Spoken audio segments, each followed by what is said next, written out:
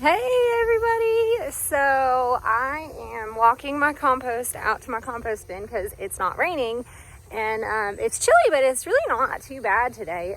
Thank goodness. But I'm walking it out there. I wanted to kind of show you because what I do is I fill this bucket up. It sits by my back door, and then as I get the chance, as I need to, I bring it out here. And because it's cold, it's not really, I don't want to say producing, but it's not being broken down very fast right now. It's a cold compost bin at the moment. Once it starts to heat up a little bit more, it will start breaking down a lot faster. All I do right now, and you can see my compost bin, all I do right now is I just add to it. If it got really, really cold here, which it doesn't, thank goodness, I would cover it with a tarp to try to keep some of that heat in there.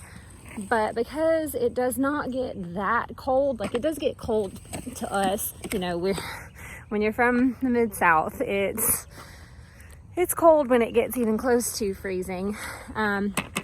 But for the most part, it's not too bad. I wish it was more sunny to help break it down a little bit, but it's not. Woe is me. But all I do is I just add this to the top, and it does not want to go in there.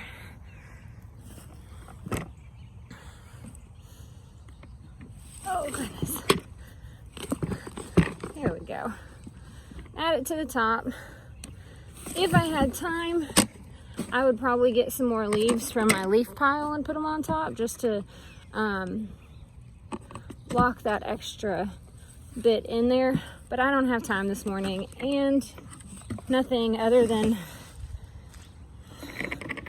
maybe a few birds will really get in that. So that's what it looks like right now. So I'm just gonna leave that. If it's not raining when I get home, I will probably come out here and put some leaves on top. I don't have to water it because it's been raining so much. You do want to keep your compost pile pretty wet, just because it likes the moisture.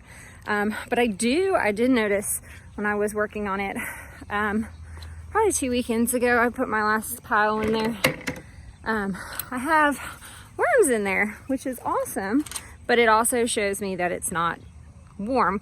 If it's a hot compost pile, which is going to break down very quickly, it's not going to have any, I guess life is what you would call it in there. There's not going to be worms, there's not going to be bugs. It's just going to have the organisms that break it down. And then once it's broken down, those kind of just like go dormant almost. And then you put it in your garden. You leave a little bit for your next compost bin, so there's something that's already there, but we're not to that point right now. So this is what I'm doing.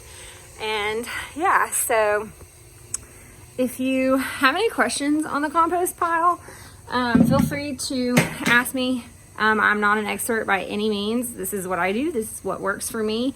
This is easy. I don't like making things more complicated. So I have a glass jar in my sink that when we have food scraps, it goes in the jar. We have a bunch at one time, we just bring it right out because this thing is right by our back door. It just sits there and we just fill it up. We fill it up.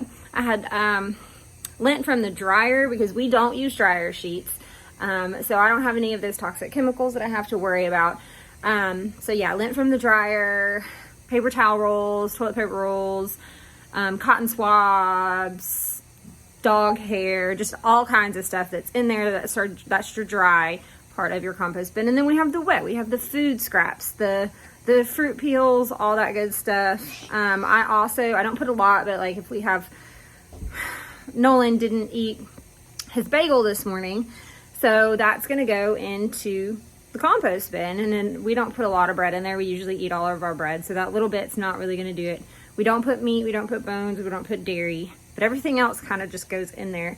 But yeah, shredded paper. I get shredded paper from work because it's an awesome dry thing and it's just gonna get thrown away. So I bag it up and I bring it home. It's actually in my truck. I need to put it out on the compost bin.